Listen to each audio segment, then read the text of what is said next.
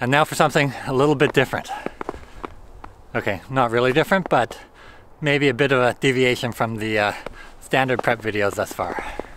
So a little disclaimer before we get into today's video.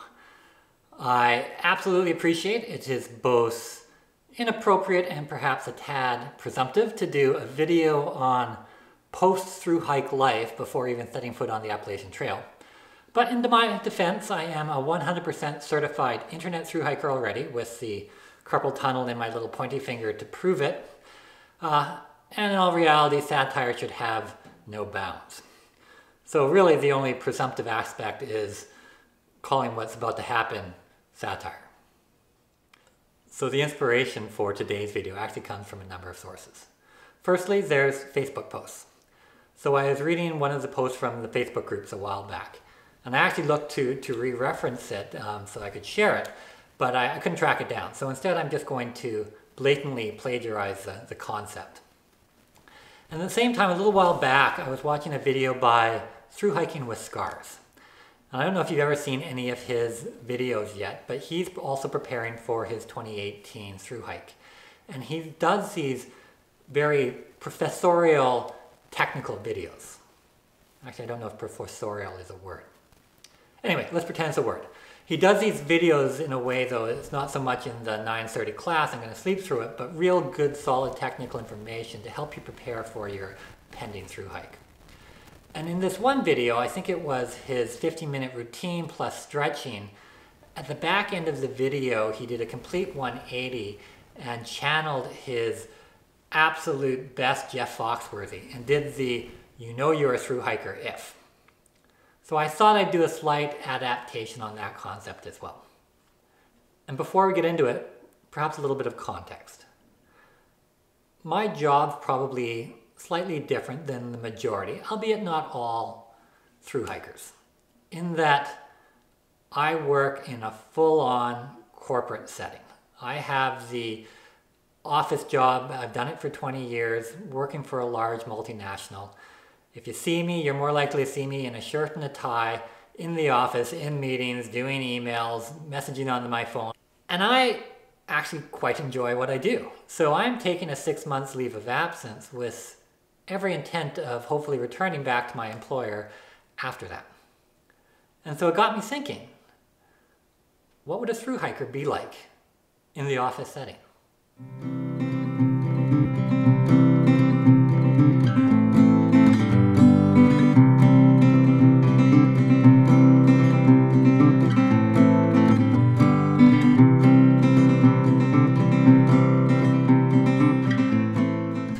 So here we go, my top 14 ways you can spot a recent thru-hiker in the office.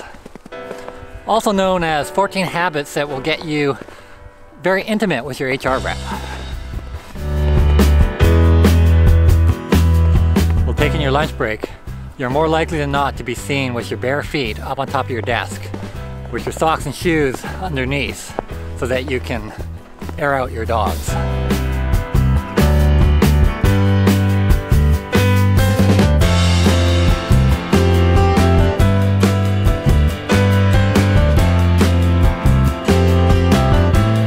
Number 13, you wear the same outfit to work every day because, well, you only have two outfits. Your work outfit and your sleep outfit. You know, to save weight.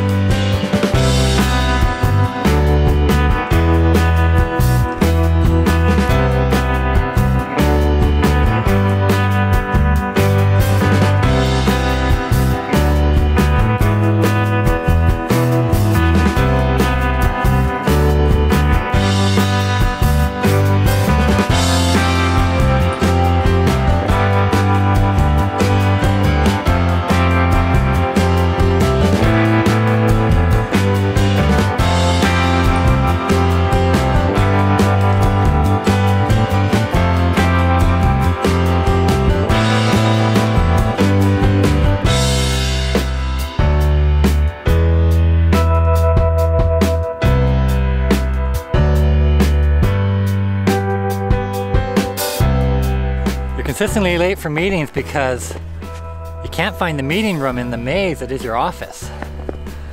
And the powers that be refuse to accept your excuse that it's really poorly blazed in the office, and Guthooks doesn't have a map for it.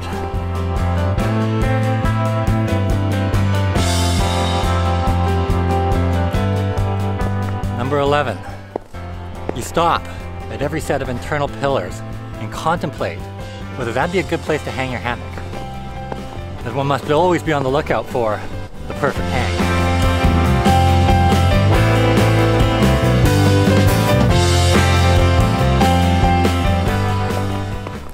Number 10. You use the bathroom sink to, well, wash your clothes.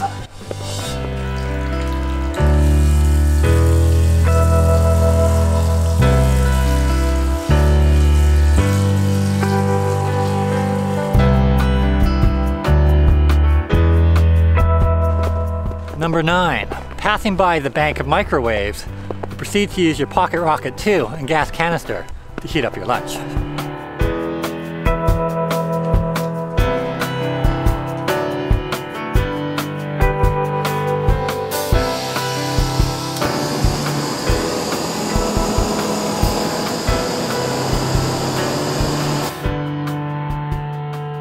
You have booked and reserved the only work treadmill every day, all day, so no one else can use it, so that you can get your miles in.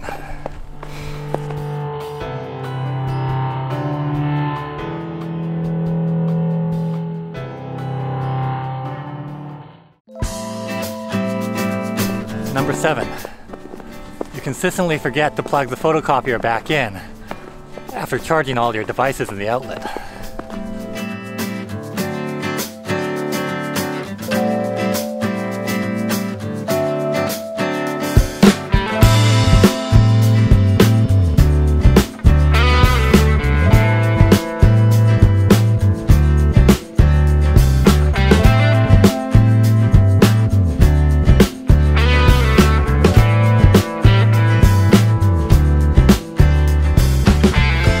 Number 6. You refuse to acknowledge your actual name and instead will only respond to your trail name, Cranky McSkittles.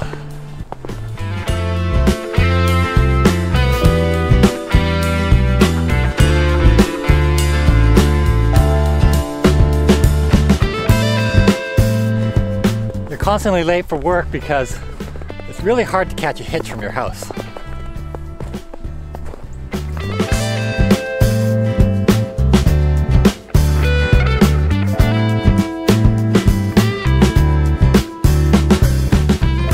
Join the Joint Health and Safety Committee, but get some weird stares when you bring, well, party favors to the first safety meeting. You get weird looks from your colleagues, and a trip to HR in this sensitive day and age for consistently asking your coworkers if they'd ever consider a flip-flop in the office.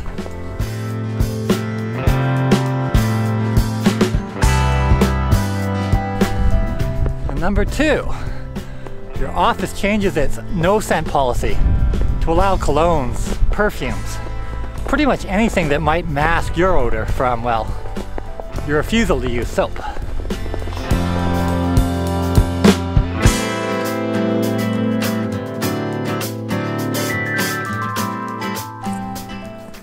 And finally, the number 1 way you can spot a thru-hiker in the office.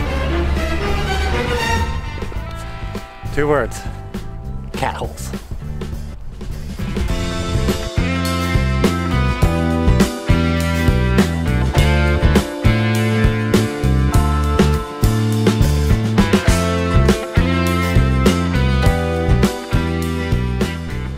And if any of my colleagues or coworkers are watching this clip, I guarantee I will be the exception to the rule and not emulate any of those behaviors.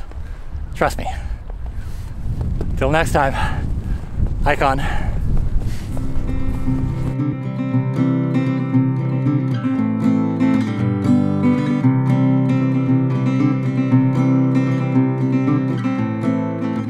Number 6. You refuse to number 6. You refuse to Number 6. You refuse to acknowledge your actual